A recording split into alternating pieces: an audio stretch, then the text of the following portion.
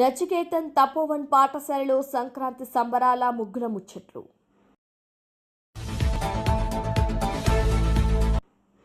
Madinaguda division పరిధిలోని Manjira pipe line. రైతుల ఆర్థిక అభివృద్ధి లక్ష్యంగా ప్రధానమంత్రి ధన ధాన్య కృషి యోజన కార్యక్రమాన్ని అమలు చేయాలి.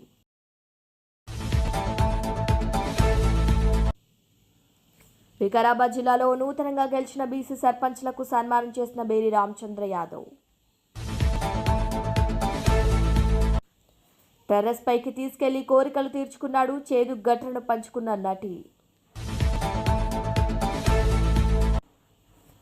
సీఎంఆర్ఎఫ్ చెక్కుల పంపిణీ చేసిన గ్రంథాలయ చైర్మన్ గోవర్ధన్ సాగర్. మంత్రి జూపల్లి వల్లే కొల్లాపూర్ నియోజకవర్గ అభివృద్ధి.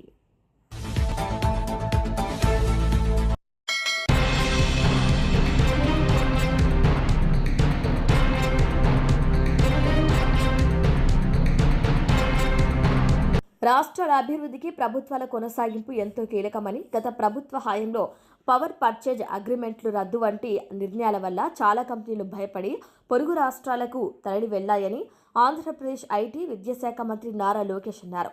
సుస్థిర పాలన ఆవశ్యకతను ప్రజలు గుర్తించాలని ఆయన పిలుపునిచ్చారు. పూణేలోని Gokhale institute of politics and economics ఆధ్వర్యంలో నిర్వహించిన పబ్లిక్ పాలసీ ఫెస్టివల్లో లోకేష్ కీలక ఉపన్యాసం చేశారు. పరిశ్రమలు రావడానికి 3 కారణాలు. ఆంధ్రప్రదేశ్కు గూగుల్, ఆర్సెలర్ మిట్టల్, టీపీఎస్ వంటి దిగ్గజ సంస్థలు క్యూ కట్టడానికి 3 ప్రధాన కారణాలున్నాయని లోకేష్ వివరించారు. మొదటిది ముఖ్యమంత్రి చంద్రబాబు నాయకత్వం. రెండవది స్పీడ్ ఆఫ్ డూయింగ్ బిజినెస్. పరిశ్రమలతో ఒప్పందం కుదిరిన తర్వాత ఆ ప్రాజెక్టును మా సొంతదిగా భావించి వేగంగా అనుమతులు ఇచ్చి వారి సమస్యను 24 గంటల్లో పరిష్కరించడం వల్లే దేశంలోనే అతిపెద్ద స్టీల్ ప్లాంట్ను ఏపీకి తీసుకురాగలిగామని గుర్తు చేశారు. ఈ ప్రాజెక్టుల పనులు ఫిబ్రవరిలో ప్రారంభమవుతాయని వెల్లడించారు. టెక్నాలజీతో పాలనలో విప్లవం, పరిపాలనలో టెక్నాలజీని వినియోగిస్తూ విప్లవాత్మకమైన మార్పులు తెస్తున్నామన్నారు. మన మిత్ర వాట్సాప్ గవర్నెన్స్ ద్వారా 36 శాఖలకు చెందిన 1000 రకాల సేవలను అందిస్తున్నాం. ఏఐ టెక్నాలజీతో మంగళగిరిలో స్కిల్ సెన్సస్ పైలట్ ప్రాజెక్టు చేపట్టాం. త్వరలో భూ రికార్డులను కూడా బ్లాక్ చైన్ టెక్నాలజీపైకి తీసుకువచ్చి 24 గంటలు టైటిల్ మార్పు చేసేలా కసరత్తు చేస్తున్నామని వివరించారు. And by the way, it's not the minister's number, so I'm not violating any privacy here. But this number for us, as I said, it's a noble mobile number, but for over 9.5 crore Andhra population, people living there, domiciled at Andhra, this is a gateway to enormous amount of government services and access in their WhatsApp.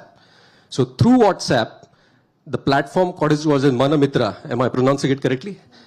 Manamitra platform is able to engage with the citizens in more than now 700, more than 1,000 services across more than 36 departments, I expect. And this is one-stop shop, or I said a gateway to the people of Andhra Pradesh to access their IDs, their property tax certificates, their caste certificates, education halls, bus tickets, healthcare services, and everything. So I think the Manamitra platform has been a transformational development in the development of Andhra Pradesh as a state, and it was initiated by the minister just about a year back, I suppose.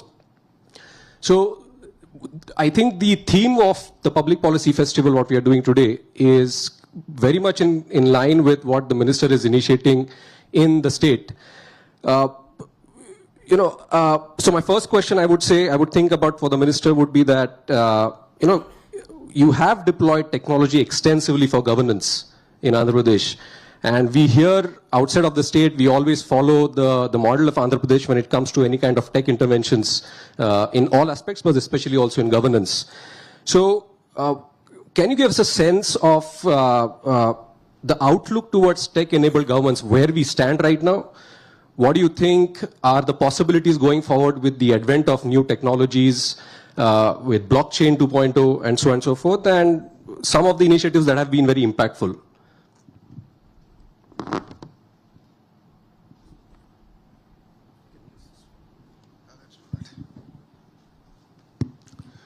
Thank you very much. Thank you for having me here. You pretty much answered the first question with explaining about Manamitra, so I'll not go back to it. But in Andhra Pradesh, we use technology as an enabler to sort of take not only policies to the citizen, but actually look at how we can serve them better. While other states have different maturity levels, Andhra, I believe, is a bit ahead on the curve. If you look at a few examples, I mean, we can go about it all day, but I would like to give a few specific examples of what we are trying to do in Andhra Pradesh. If anyone has followed Mr. Naidu's, our Chief Minister's speech pre-2024 election, he's been talking about skill census. While entire country has been talking about caste census, he's been talking about skill census. And then after we were elected, he gave the task to me. And like a typical politician, I went about saying, let's do this traditional way of doing a census. I did it in my constituency, Mangalgiri, and rest assured we fell flat. We can't really assess skills across close to about 400 odd traits and the amount of depth that it requires. Then came the entire discussion of how can we use conversational AI as a base to do what I call a skill assessment. Census is a very far-fledged word, at least skill assessment, the level at which they are. So think about it like any job portal on steroids, where it's not only about supply and demand aggregation, but we are now using conversational AI to assess the skill level of a carpenter, of a AC mechanic or a lift mechanic. This is the power of technology. We just launched it. We are just about completing our pilot. Before India hosts the AI conference, I think in March, we expect at least about 500,000 youngsters to actually be assessed. Two, we're using the same portal to do mock interviews, where we can enable our children who just finished their collegiate education to actually sort of get these mock interviews, tests, and how can they be confident when they go for an interview, because this is probably one of the very first interviews that they're doing in their life. So this is one example of how we are able to use AI and technology far better and really solving true problems. And that's something that we've sort of set ourselves apart. In terms of land records is something that plagues India. It's a huge challenge for us. Quality of a land records. Andhra is no different. Governments are to be blamed. We come out with reforms which we think will transform it, and we end up actually hurting it more than we've sort of changed. That's where we believe now technology like blockchain can help us. So we are in the process now to bring all land records onto blockchain, where there is traceability, because historically technology has been used to change titles overnight for a period of 24 hours and then revert it. So these are things that we've also struggled with as a state, and that's where blockchain is being used. Government services being delivered. Yes, 1,000 services are on a single WhatsApp number, and I believe that's just the beginning. I call it, we're testing the water, where generative AI can actually be used to deliver better services. And with a familiar platform. With a very familiar platform. India runs on WhatsApp. My life runs on WhatsApp. And we can actually build this out. And this is where I believe what Andhra is doing is actually creating a platform tomorrow that we can actually take it to the national level. And that's the kind of work that we're doing. And this is just the beginning of what I believe that technology and governance can truly transform things. Wonderful. Now, since you mentioned the land issue, I think when in the last 1 year, we have been a lot of news flashes we received that Google is attracted to Andhra Pradesh, TCS was attracted to Andhra Pradesh. So I don't want to ask you about the secret sauce, what got them there. But in terms of the policy that you have adopted, especially the lift policy, if you can elaborate a bit on that, how and as you rightly pointed out, that land acquisition and land records have been a big bottleneck for our development. So how Andhra Pradesh is looking at that, being a state subject, Andhra Pradesh, what policies Andhra Pradesh has adopted, whether technology interventions have been used there to enable such large corporates to enter the market, enter the state and have the right access when it comes to land, and land should not become a bottleneck. I think that has been your flagship policy. So, two questions. Pileru మండలాన్ని ఆకస్మిక సందర్శన చేసిన PMDD-KY nodal అధికారి Balamurugan IAS, జిల్లా collector Nishant Kumar. ఇక రైతుల ఆర్థిక అభివృద్ధియే లక్ష్యంగా ప్రధానమంత్రి ధనధాన్య కృషి యోజన కార్యక్రమాన్ని అమలు చేయాలని PMDD-KY నోడల్ అధికారి బాలమురుగన్ ఐఏఎస్ పేర్కొన్నారు. శుక్రవారం ఉదయం అన్నమయ్య జిల్లా కలెక్టర్ నిశాంత్ కుమార్ ప్రధానమంత్రి ధనధాన్య కృషి యోజన కార్యక్రమానికి అన్నమయ్య జిల్లా నోడల్ అధికారిగా కేంద్ర ప్రభుత్వం చే నియమించబడ్డ బాలమురుగన్ ఐఏఎస్తో కలిసి పీలేరు మండలాన్ని సందర్శించారు. ఈ సందర్భంగా పీలేరు మండలం గూడరేవుపల్లి గ్రామానికి చెందిన కొంతమంది రైతులు FPOలతో జిల్లా కలెక్టర్ నోడల్ అధికారికి పలు విషయాలు చర్చించారు. ఈ సందర్భంగా జిల్లా కలెక్టర్ నిశాంత్ కుమార్ నోడల్ అధికారి బాలమురుగన్కు అన్నమయ్య జిల్లా కలెక్టర్కు చూపించి తాను ఏ విధంగా మల్టీ క్రాపింగ్ చేస్తున్నాడో వివరించారు. పంటల యొక్క సాగు, ఖర్చు, ఆదాయం గురించి నోడల్ అధికారికి జిల్లా కలెక్టర్కు వివరించారు. అనంతరం మరో రైతు కృష్ణయ్య సాగు చేసిన, అందులో అంతర్ పంటగా సాగు చేసిన డేట్ ఫామ్ తోటను పరిశీలించారు. పంట సాగు ఆదాయం గురించి అడిగి తెలుసుకున్నారు. ఈ సందర్భంగా అక్కడి రైతులతో SPOలతో ఏర్పాటు చేసిన సమావేశంలో వారికి ఏమైనా సమస్యలు ఉన్నాయని అడగ్గా పీలేరులో తమకు మార్కెట్ యార్డ్ను ఏర్పాటు చేయాల్సిందిగా రైతులు కోరారు. ప్రస్తుతం గుర్రంకొండ లేదా మదనపల్లి మార్కెట్ యార్డ్లకు పోవాలంటే దూర భారం అవుతుందని, పీలేరులో మార్కెట్ యార్డ్ ఉంటే తమకు అనుకూలంగా ఉంటుందని రైతులు వివరించారు. మామిడి పంటకు సూక్ష్మ పోషకాలు అందించగలిగితే పంట బాగా వస్తుందని కూడా వారు కోరారు. రైతులు PMDD-KY పథకం కింద మామిడి పంటకి ఫ్రూట్ కవర్లు కావాలని, ఫార్మర్ ప్రొడ్యూసర్ ఆర్గనైజేషన్లకి 75% రాయితీ కలెక్షన్ సెంటర్స్ ఏర్పాటు చేయించుకునేందుకు అవకాశం కల్పించాలని కోరగా నోడల్ అధికారి, జిల్లా కలెక్టర్ వాటికి సానుకూలంగా స్పందించారు.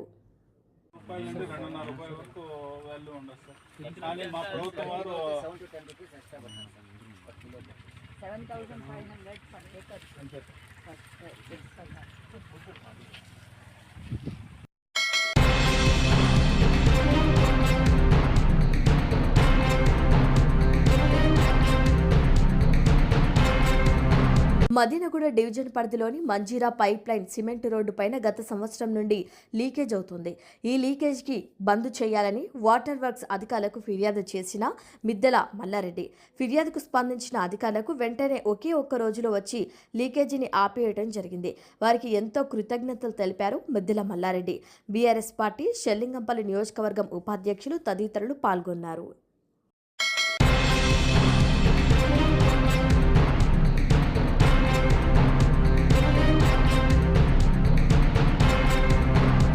సీరియల్ నటి సమీరా షరీఫ్ తన బాల్యంలో ఎదుర్కొన్న లైంగిక వేధింపుల అనుభవాన్ని మీడియాతో పంచుకున్నారు. తన ఎదురింట్లో ఉన్న ఒక అంకుల్ తనను బలవంతంగా ముద్దు పెట్టి తన కోరికలు తీర్చుకున్నారని ఆమె ఆవేదన వ్యక్తం చేశారు. దాగుడుమూతలు ఆడుకునే నెపంతో టెర్రస్ పైకి తీసుకెళ్లి అసభ్యంగా ప్రవర్తించేవారని తెలిపారు. పిల్లలకు గుడ్ టచ్, బ్యాడ్ టచ్ గురించి తెలియజేయాల్సిన అవసరం ఉందని నొక్కి చెప్పారు. భయం వల్ల తను అప్పట్లో చెప్పలేకపోయానని, చాలా మంది పిల్లలు ఇలాంటి అనుభవాలను ఎదుర్కొంటున్నారని ఆమె పేర్కొన్నారు.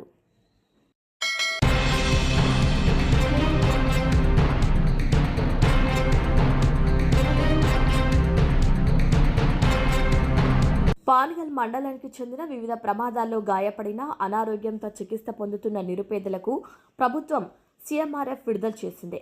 మండలంలో వివిధ గ్రామాలకు 70 మందికి చెందిన లబ్ధిదారులకు శుక్రవారం CMRF చెక్కులను పంపిణీ చేసిన మండల కాంగ్రెస్ పార్టీ నాయకులు, గ్రంథాలయ చైర్మన్ గోవర్ధన్ సేగర్, మండల పార్టీ అధ్యక్షుడు మధుసూదన్ రెడ్డి, మాజీ ZPTC కేతేపల్లి రవి, మాజీ ఎంపీపీ వెంకటేష్ నాయుడు అందజేశారు.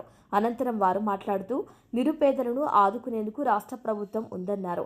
కార్యక్రమంలో నాయకులు రాము యాదవ్, మాజీ ఎంపీటీసీ హైమావతి బ్రహ్మయ్య, గోపాలరావు, జయరాములు సాగర్, వాల్మీకి నాయుడు, మాజీ సింగిల్ విండో డైరెక్టర్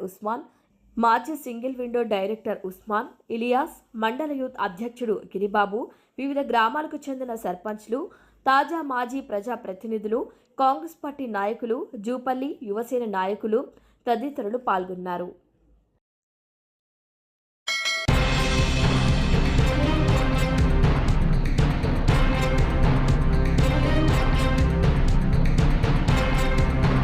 ఇండిపెండెంట్గా గెలిచి కాంగ్రెస్ పార్టీలో చేరిన సోమశిల గ్రామ సర్పంచ్ శ్రీమతి కాటం వెంకటలక్ష్మి.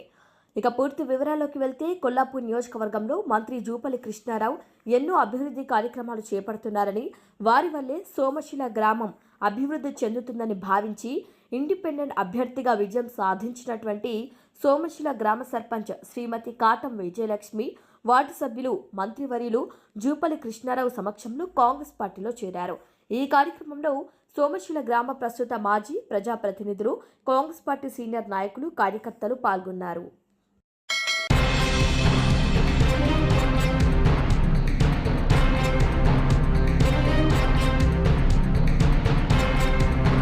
మాదాపూర్లోని నచికేతన్ తపోవన్ పాఠశాలలో శుక్రవారం ముందస్తు సంక్రాంతి సంబరాలు అంబరాన్నంటాయి.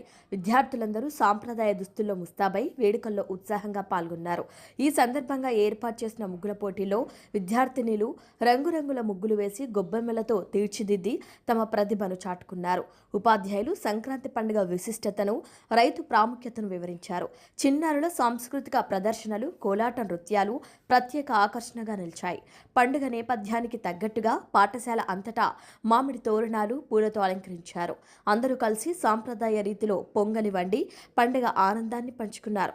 నేటి తరానికి మన సంస్కృతి సాంప్రదాయాల గురించి తెలియజేయటమే లక్ష్యంగా నిర్వహించిన ఈ వేడుకలు విద్యార్థుల్లో కొత్త ఉత్సాహాన్ని నింపాయి.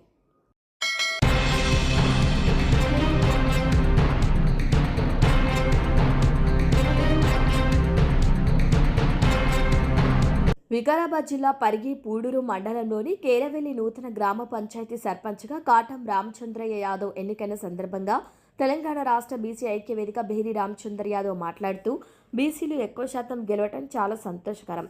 బీసీలలో ఐక్యతతో మున్ముందు MPTC, ZPTC, councillor, municipal, greater హైదరాబాద్లో కార్పొరేటర్గా, చైర్మన్గా పెద్ద ఎత్తున గెలవాలని బీసీ సంఘాలకు పిలుపునిచ్చారు. ఘనంగా సన్మానించారు. అలాగే వార్డు మెంబర్ భోగవాణి రాఘవేందర్ యాదవ్ను శాలువాతో సత్కరించి ముందు గొప్ప గొప్ప పదవులు మన యాదవ్లు దక్కించుకోవాలని కోరారు. బీసీలు ఈ సంవత్సరం జరిగిన స్థానిక సంస్థల ఎన్నికల్లో బీసీలు చాలా పదవులు పొందారని తెలిపారు. ఈ కార్యక్రమంలో కాటం రామచంద్ర యాదవ్, సర్పంచ్ కేరవెల్లి భోగవాణి రాఘవేందర్ యాదవ్, కేరవెల్లి వార్డు మెంబర్ భేరి ఆంజనేయులు యాదవ్, మిట్టకంకల్ యువజన సంఘం కొజ్జా భాస్కర్, యువజన సంఘం కొజ్జా భాస్కర్, నవాజ్ ఎమ్మెల్యే పిఏ ఇబ్రహీం సాబ్ భాగం గబేరి ఆంజనేయులు యాదవ్ పాల్గొన్నారు.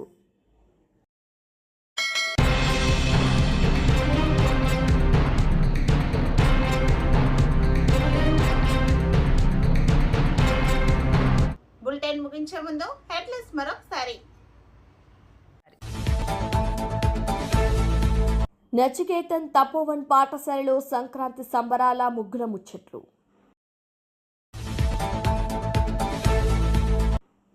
మదినగూడ డివిజన్ పరిధిలోని మంజీరా పైప్ లైన్. రైతుల ఆర్థిక అభివృద్ధి లక్ష్యంగా ప్రధానమంత్రి ధనధాన్య కృషి యోజన కార్యక్రమాన్ని అమలు చేయాలి.